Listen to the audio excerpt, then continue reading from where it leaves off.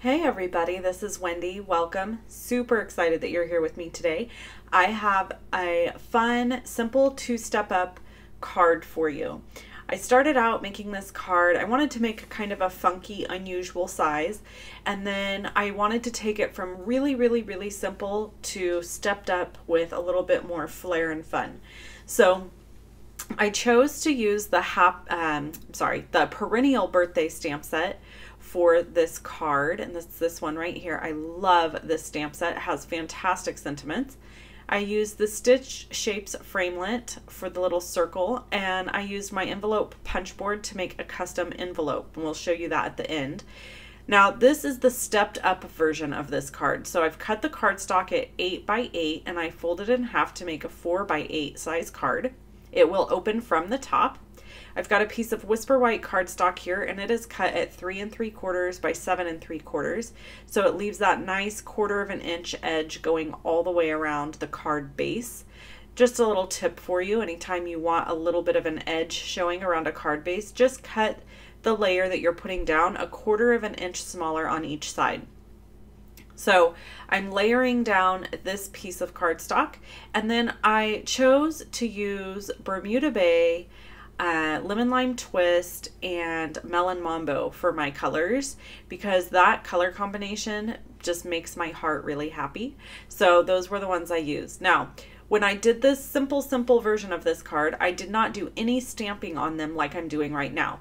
This is to create some extra texture and background and kind of my own custom paper that all coordinates for this card. So I used Lemon Lime Twist ink to stamp the little flower onto the Lemon Lime Twist cardstock. And then I'm going to use Melon Mambo ink to stamp onto the Melon Mambo cardstock. One of my very favorite things I love about Stampin' Up! Is that all their inks and papers coordinate. So it really takes the guesswork out of designing for you. You can purchase ribbon and pins and markers and stuff, all that coordinate, all the colors coordinate, and so you just can go for it. It makes life really easy.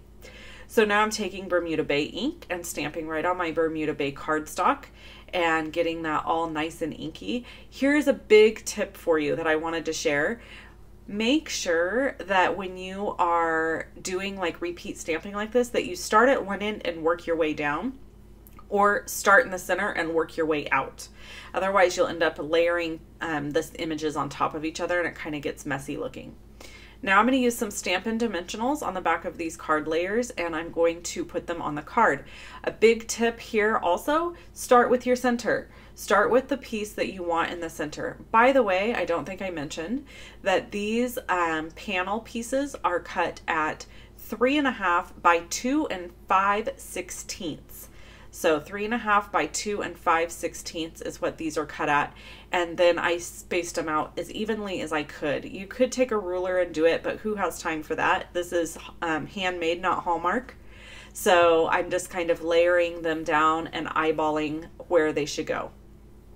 If you want to purchase any of the products that I have here that I'm using, you can purchase them in my online store. There is a link below the video that has, or I should say, there are links below the video in the description that link to all of the products that I'm using. Here I am doing a really fun technique, which is coloring right on my stamp.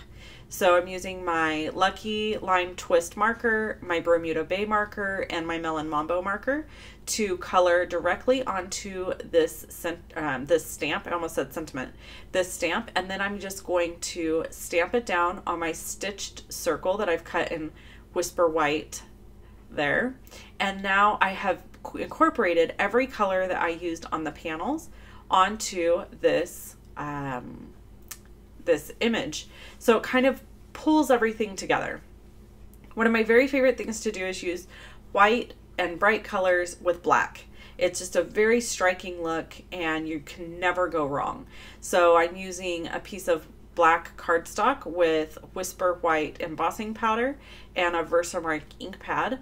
FYI, Versamark is a sticky ink that it's wonderful. It's a sticky ink that allows you to use embossing powder on it. I use the embossing buddy before I do any stamping because I want to make sure that powder doesn't stick anywhere I don't want it to. So that embossing buddy acts as a little talc powder that creates it so that you don't have any stickiness anywhere except for where you've stamped. So I just use my heat tool to heat up that embossing powder, and it melts it into place, and then it won't move.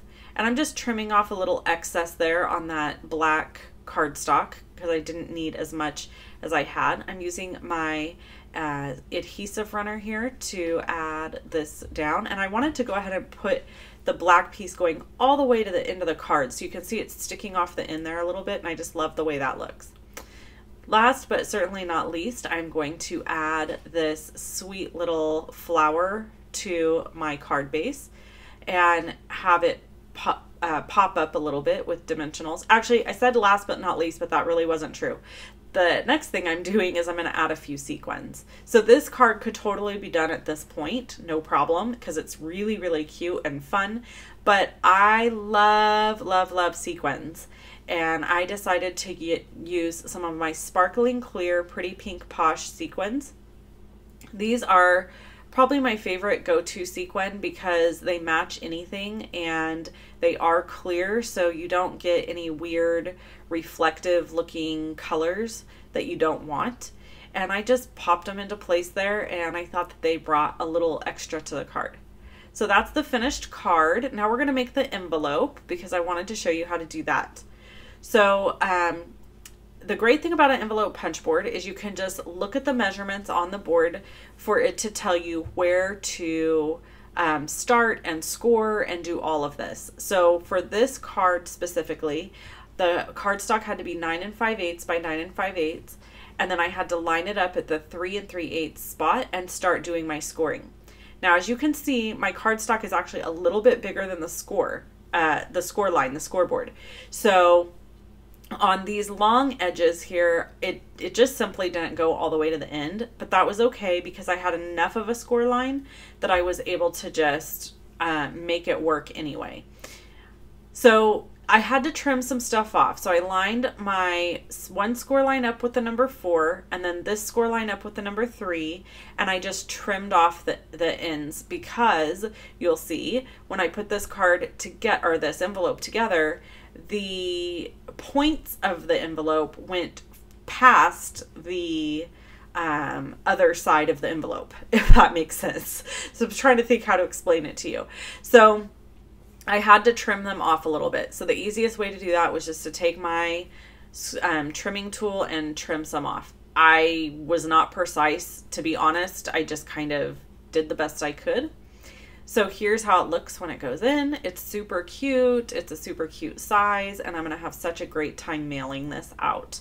So I wanted to also show you the super basic version, which is this. Isn't that cute? So you can see both are really cute. Both are really sweet. I think no matter which one you sent, the person would be happy with it. If you want to see other videos from me, please click on either image you see here. Click on the circle with my face in it to subscribe to my channel. I'd love it if you place an order with me. I always give away fun goodies. I have a great class to go that I'm giving away this month with a $50 order. Thanks so much for hanging out with me, and I'll see you again soon. Bye-bye.